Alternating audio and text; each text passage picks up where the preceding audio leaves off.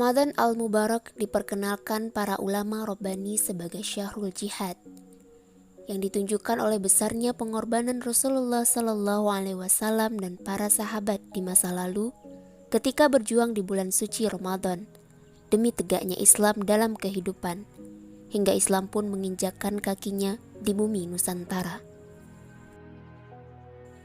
Ditandai dengan kemenangan demi kemenangan monumental dan bersejarah bagi kehidupan umat manusia binasrillah. Pertama, Perang Badar Al-Kubro yang menandai peristiwa politik, momentum penanda eksisnya kekuatan politik Daulah Islamiyah yang dikepalai langsung oleh Rasulullah SAW, berpusat di Yathrib Madinah Al-Munawwarah pasca hijrahnya Rasulullah SAW dan para sahabat dari Mekah. Kedua, Fathul Makkah yang menandai peristiwa politik meluasnya kekuasaan politik Daulah Islamiyah dari Madinah berekspansi hingga ke Mekah dengan tunduknya kaum musyrik Quraisy kepada kekuasaan Islam hingga mereka pun berbondong-bondong masuk Islam.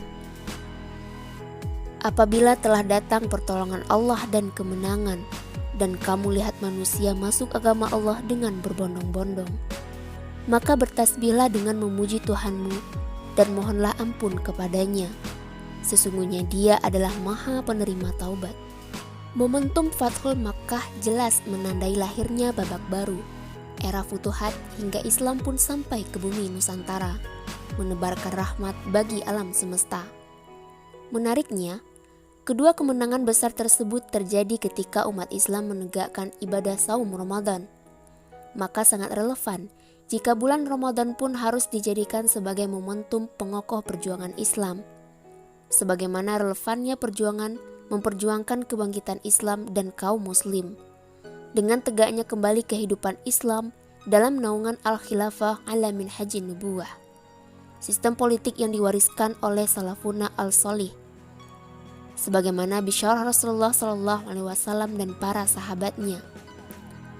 Dari Hudzaifah radhiyallahu anhu, ia berkata, Rasulullah SAW bersabda, kemudian akan tegak kembali khilafah yang mengikuti manhaj kenabian.